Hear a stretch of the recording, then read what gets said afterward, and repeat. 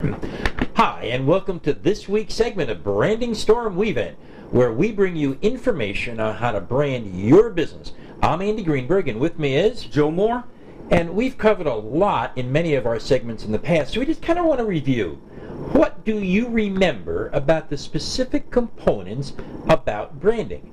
And we're going to give you some hints. We're going to start off, and let's see how much you pick up, because following that becomes an extremely important question, probably as important as to what the components are. So randomly, I'll begin. I'll begin with branding. What do you think might come after that? Execution. Execution. How about multi-channel? How about planning? How about analyzing? How about execution? All right. How about persistent consistency? How about everywhere brand? Everywhere. How about a mission statement? That sounds good to me. Yeah, we've got another one, though. The exit strategy, just in case things don't go well. And one of the other things is what makes you unique above anybody else in your business and in your market. Now, remember, all of those have to work in order for your business to be successful. Yet, what order do they work in? What do you start with? And we heard Joe, of course, say planning. And force of habit, I guess. We're going to direct your attention, and if you're on the screen, you certainly can blow this up and zoom it. But we've kind of outlined it for you. And it does start off with the plan, the design and implementation.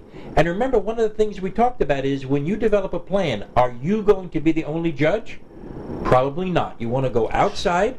Shouldn't be the only judge. Yes. Most often people think that they can be that end all. Sure.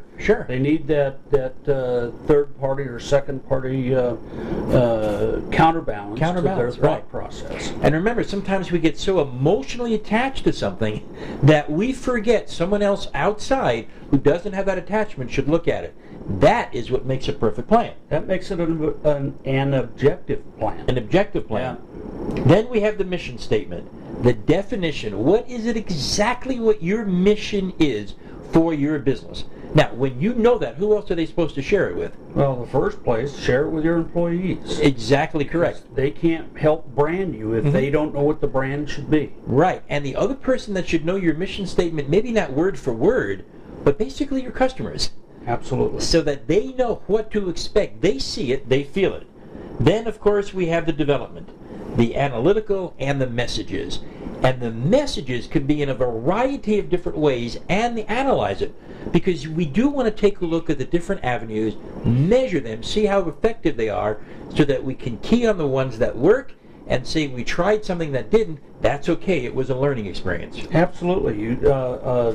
Non-performing campaign is as valuable as a performing campaign, provided you planned for it and set it up properly. That way, the negative data can be analyzed to convert that into positive data. Excellent. Then we've got the multi-channel selection and execution. What were some of the multi-channels that we talked about? Well, there's things like radio and TV and newsprint, direct mail, email broadcasting, the internet, social media platforms. There's all kinds of areas to send your message through, each one consisting of a channel. Right. And that's where the multi-channel process comes together, and through that we can develop the everywhere brand. And that's very important, very key, the everywhere brand. Everybody should be able to see your brand everywhere they go, because what does that do? It gives you brand recognition, it gives you brand loyalty. And we always stress it doesn't have to cost millions of dollars. Exactly. You can bootstrap this thing from day one. Exactly. Moving forward, then we have process control, tracking and analyticals. What's working? Where is it coming from? Where should you take some of your budget and move it forward? Now, one of the things we want to stress, which actually goes back into the planning, and that is you have to plan for your marketing budget. You have to plan for your branding budget. Because like anything else, without it, what happens to the brand and the marketing, Joe? It doesn't exist. Doesn't exist. And you're afraid to spend money. Absolutely. Because you didn't budget for it. And there are so many stories of companies who cut back their marketing budget and now are out of business. And that was their exit strategy. Step one of the exit strategy? Stop marketing. Stop marketing. Exactly right. You don't want that to happen. No. You have your process controls, again, the plan dedication. How is it working toward the plan? Is everything falling into place? Are you getting the best value? Are you bringing the customers in? Are you meeting your expectations? So being a business person is basically an easy thing. Might sound hard, but if you follow the process that is outlined here, if you follow the components that we talked about, and if you stay focused and you stay on your mission and you execute the plan, which is a word that we used earlier, then everyone will have a successful business, some more than others. What will separate them? The uniqueness of your mission statement. The other thing I'd like to add is persistent consistency. Yes, expand on that.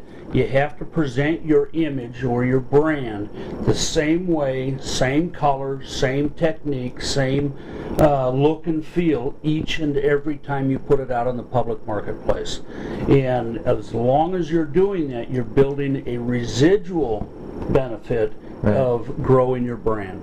And that's what that's the benefit of the whole branding effort, is when somebody looks at something and they see your promotion in the newsprint, they see it on radio or see it on TV, hear it on radio, see it in direct mail, they can say that you're everywhere. Exactly. Now, what happens when you put all that together? You have a great business, you have a great business model, you're very successful. Then what you do is you get to go to the very last part of that component. And Joe, could you explain this picture, please? Well, that picture is, for me, what one of my objectives is. That's toes in the sand. There's nothing better than to sit on the beach with a toddy in your hand and your toes in the sand. And I remember one time I was on vacation, and Joe said to me, Andy, send me a picture of your toes in the sand. And guess what? I did. Okay. Now, I'm not going to send it and put it on video. You have my word on that. Yeah. That's just between Joe and I. But that is a basic summary of where we are right now. There's more to come in the following segments. So stay tuned for the next segment of the Branding Storm WeVent Network. I'm Andy Greenberg. Joe Moore. And we'll see you again next segment.